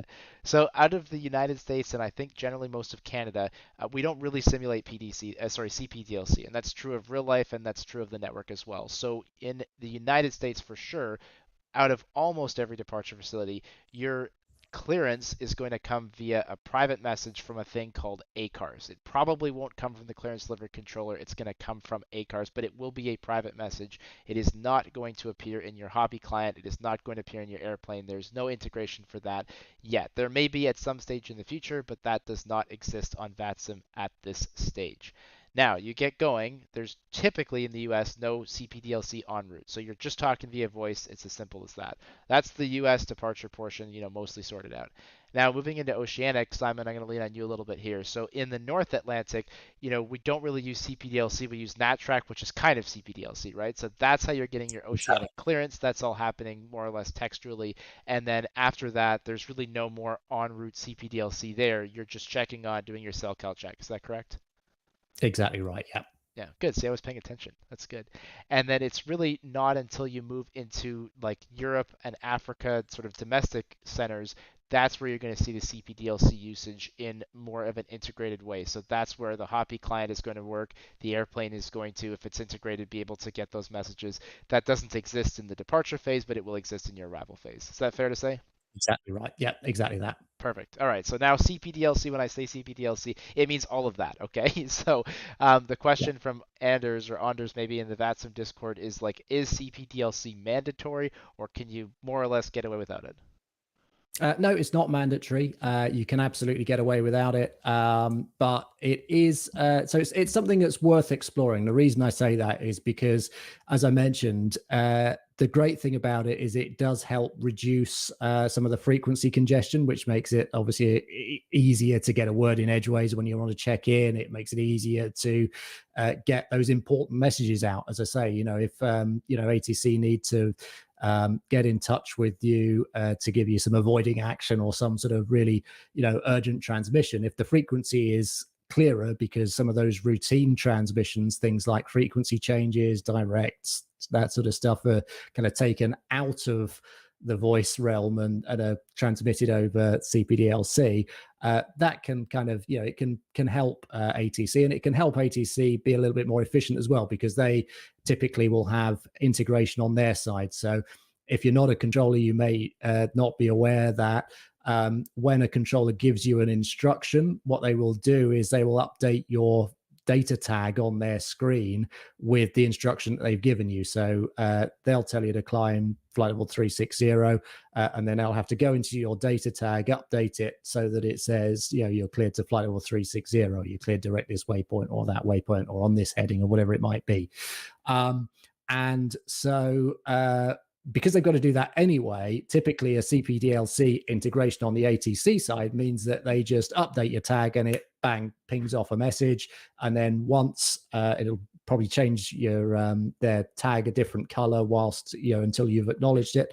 And then once you've acknowledged it, it'll, go back to its normal color or something like that, so that they can see that instruction's been sent and received. So you can see how actually that kind of integrates into the controller's workflow really easily, and enables them to actually be quite quick about dealing with lots more traffic. So it does help increase capacity in a lot of cases for ATC, but no, it's not mandatory.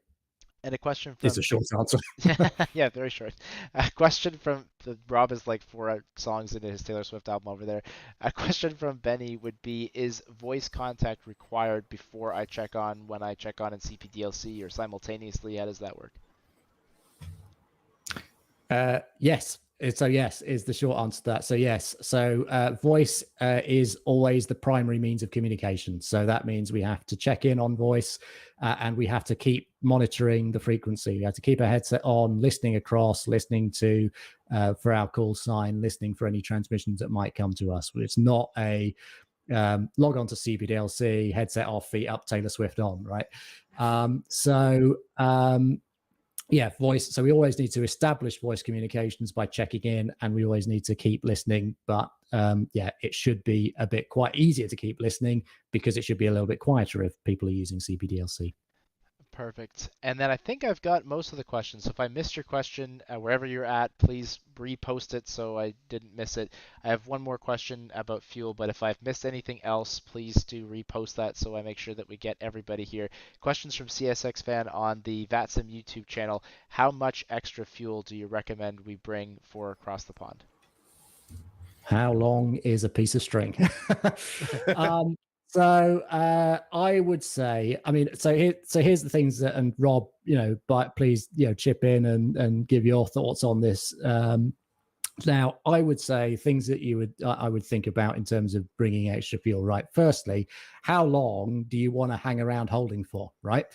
You don't have to finish up at, the planned destination, right? If you don't want to sit in a hold for 3 hours, and it probably won't be that long, but you get what I'm saying. If you don't want to sit in a hold for 3 hours, you don't need to take 3 hours of holding fuel. You can just divert and go somewhere else, right?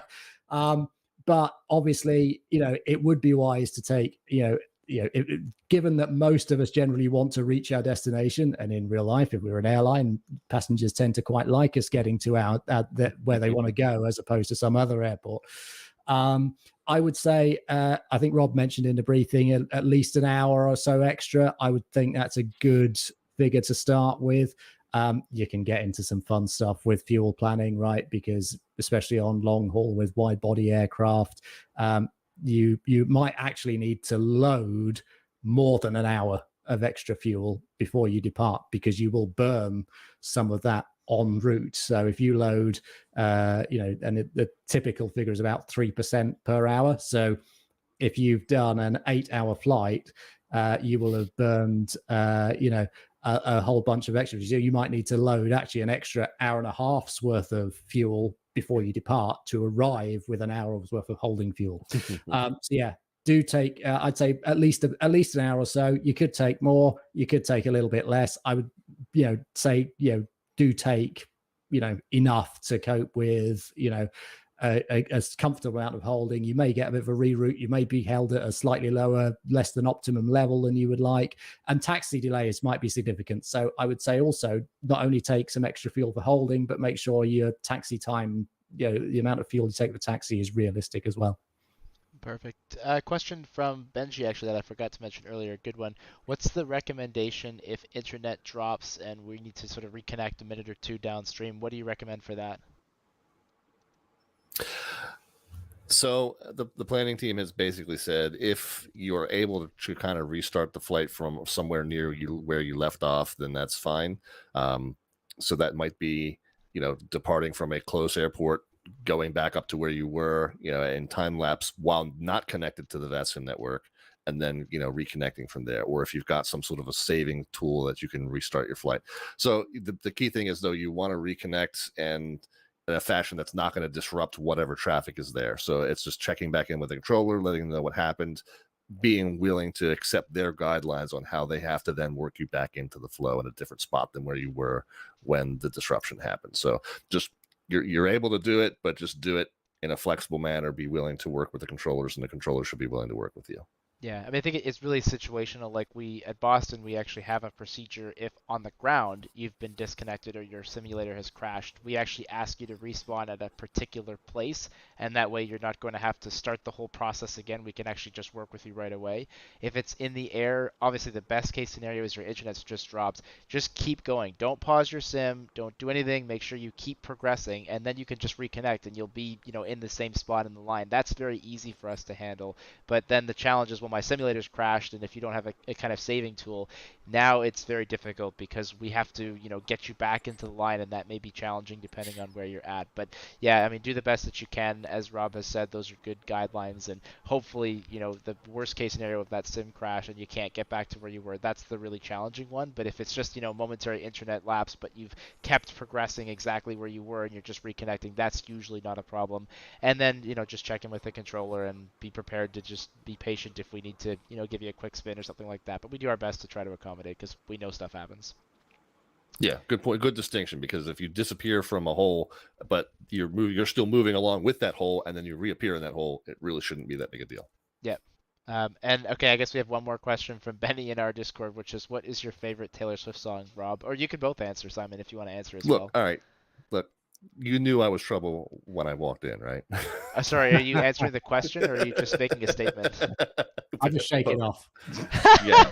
Well, haters gonna hate, man. What are you gonna say? So I haven't gotten an answer yet. What's your favorite Taylor Swift song, Rob? You know what? Those are the 2 Taylor Swift songs that I know. Oh And gosh. we're prepared Oh to gosh. answer as jokes. So you've exhausted my library of Taylor Swift knowledge right there. Okay, so neither of you have an answer. Well, yeah. I mean, I'll go. I'll go shake it off. Go on. Okay. Well, actually, all right, I have a serious answer to that question because there is a third Taylor Swift song that I just heard. It's one of her newer ones, "Anti-Hero," which I think is actually quite Yes. profound. Yes. I like that one. Very, That's a very good hooky, tune. very poppy. I like that one. If I like a lot of her older stuff, like "You Belong with Me" and an Our Song, like that's my thing. If anyone's asking me, but no one's asking me, so that's fine. Well, now you're running circles around my Taylor Swift knowledge. So, All right, well, friends, this has been great. Thank you both so much for taking the time to put this on. And we had the rehearsal session a couple of days ago. I know how much work you guys put into this, and I'm sure the pilots appreciate it.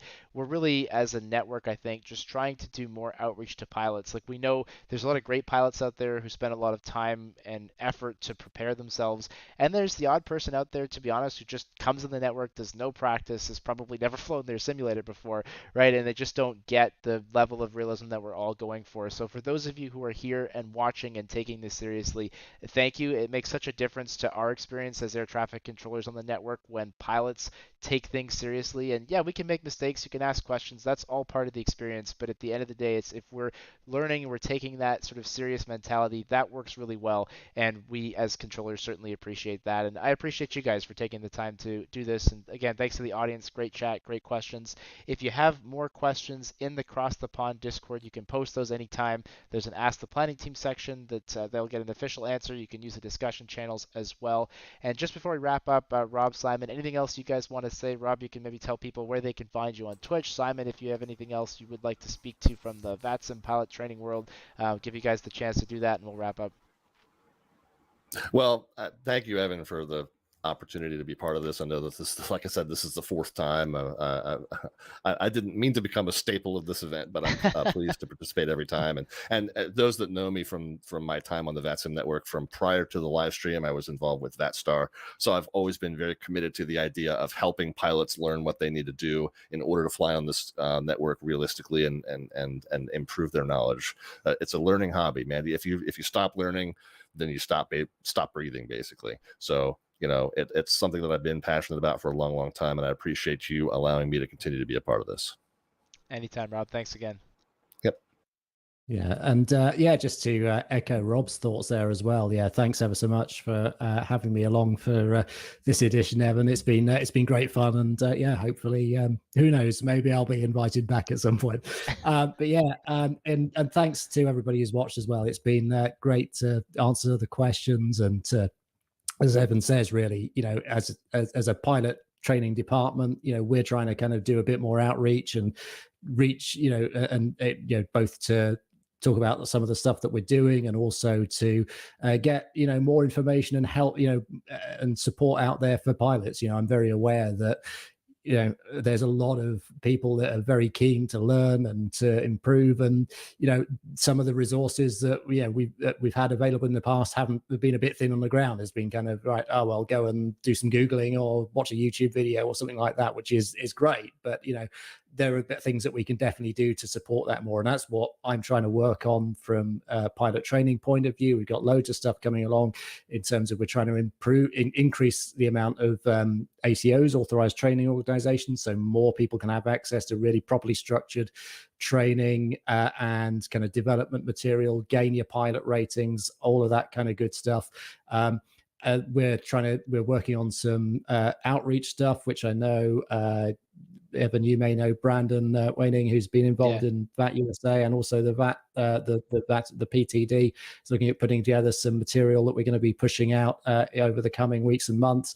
And there's loads of and also we've got some good stuff coming in terms of pilot feedback. I know this is something which a lot of controllers have been really keen to see, and across the network, pilots as well across the network have been keen to get some proper feedback going and some processes for dealing with that. We've had some real technical advancements with that in the last few weeks, so that's something that we hope to be kind of rolling out on a wider basis soon, so that we can really provide more support and more information and help out more people who are keen to get involved in the network, who are keen to learn. And as Rob says, right, I'm still learning stuff, a quarter of a century on, whatever, we're all, a good pilot's always learning, right? So there's stuff that I don't know that I've taken away from today, and from other sessions, right? So so it's it's a great thing. It's a great thing to be involved in, and I'm really looking forward to. And also, I should just say, just finally, because I've wanged on enough now, but just finally, if I'm always available is something I would always say. Look, you can reach me through my VATSIM email address is on the VATSIM website. You can reach me through the various kind of VATSIM Discord channels I sort of tend to hang around in and things like that. If you've got comments, suggestions, there's things you want to get involved in, or whatever it might be, if there's anything I can do to help you out, if you want to start an ATO, if you want to help deliver pilot training, if you got any questions, fire them at me. I'm here at your disposal, and always keen to hear from people and to engage with people. So do use me. Good deal. Well, thank you again, Rob and Simon, to the VATSIM Cross the Pond team for putting this whole event together, for Slant Alpha Adventures, which is Rob for VATSIM, the Pilot Club, and Sky Blue Radio for helping us share today's live stream, and to all of you for watching, participating in the chat. Hope to hear some of your voices on Saturday, a week from today, during Cross the Pond, domestic, oceanic, wherever you are. Thanks again for watching. We'll see you next Saturday.